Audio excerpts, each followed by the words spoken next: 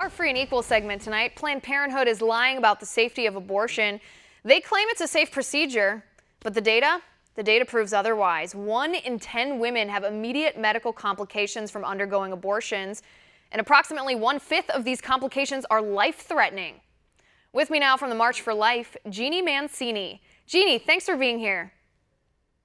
Oh, thanks for having me, Liz.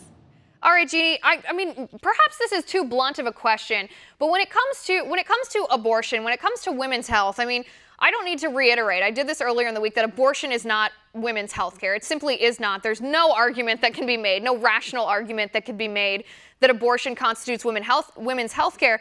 But do abortion activists not know that life begins at conception, or do they just not care about that? Yeah, it's a great point, right? So killing unborn children is never healthcare, and I agree 100% with what you said. You know, everybody's different in terms of folks that take a pro-abortion ideology. I like to try to find out, when do you think life begins? And, you know, they all have sort of different answers to that. Some people really do believe that life begins at conception, and I can remember an atheist scientist that I worked with at the Department of Health and Human Services saying to me, no one can make a really accurate scientific claim that life doesn't begin at conception. I mean, it's just inherent science and reality. Right. But, you know, it used to be the case that the argument was that it's a lifeless blob of tissue until a certain point in time. I think now, because of advances in science and technology, ultrasound, and even what we know about fetal pain, those arguments are, you know, we know that they're false, and really even the pro-abortion industry doesn't even make those arguments anymore. No, they don't. I mean, it seems to me that they've gotten to the extreme point that they just don't seem to care. They think it doesn't matter if that's another living life, that the woman still has a right to terminate it. And that to me is more shocking than the argument of saying, oh, I didn't realize that this was a life. I thought it wasn't. It hadn't been proven to me. But this past week was Women's Health Week, National Women's Health Week. The pro-abortion advocates were talking about abortion a lot. They were saying, you know, abortion is a safer procedure than childbirth is. Jeanne, is that accurate? No, absolutely not. I mean, you led the segment with some great data and statistics, and I can give a little bit more information here. But look, abortion is taking, in most cases, a living, healthy, wonderful thing. Pregnancy is not disease, right? It's taking that out, and let's be honest. When a woman is pregnant, she's pregnant in the most interior part of her person. Abortion's not an easy procedure. Surgical abortion is violent. We could talk a little bit about chemical abortion, which is even more unsafe for women. But no, I mean, that is pure fallacy. I think, well, you know what? I'll tell a quick story. I met a woman yesterday who was a birth mother. She chose to choose adoption for her daughter 24 years ago. An amazing, beautiful story. But she went to an abortion clinic and considered having an abortion. And in that moment, she was in college, and she was having a little bit of selfish motivations in the sense of, she said to the nurse, is this painful? Is this going to hurt me? And the nurse took a deep breath, looked down, looked at her straight in the eye, and said, yes, this is a painful procedure.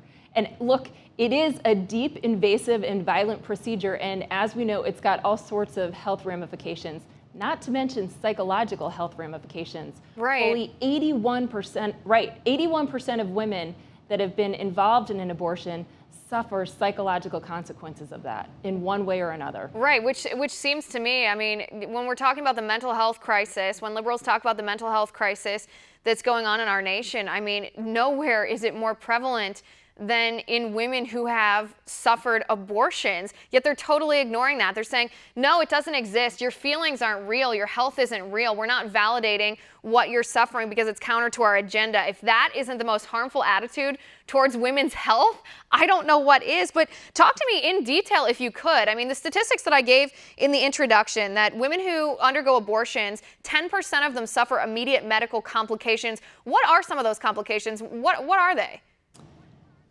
Well, some of them are preterm births, so if women get pregnant again after that abortion, it's much more likely that her second child or third or whatever number it is going to be born early and suffer complications.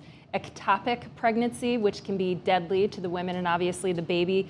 Bleeding, hemorrhaging, laceration of the uterus, breast cancer. Like I mentioned, psychological. Now, that's surgical abortion. Chemical abortion, oh my gosh, it's a disaster. So the approval for RU486 was done in the year 2000, and the FDA, the Food and Drug Administration, this was a flawed and politicized process in the year 2000. And the FDA is required to give these adverse event reports to the public every now and then. The latest that we have is from 2011, and at that point, 14 women in the United States had died in the course of 11 years as a direct result of chemical abortion.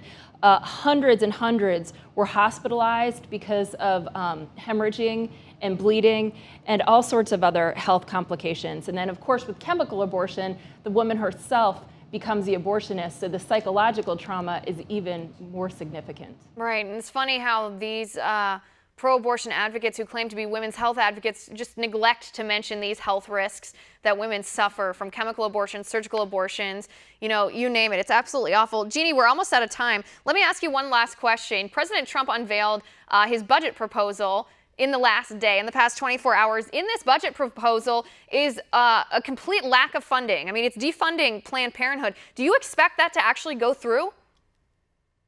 Well, we certainly hope so. I mean, that's in the best interest of women's health. Of course, by eliminating them from Medicaid reimbursements and defunding them, it's essentially offering or suggesting, encouraging that women go to the many more 20-to-1 ratio community health centers that are more regulated. They have better regulations, and they offer many more services, holistic services for women and women's health.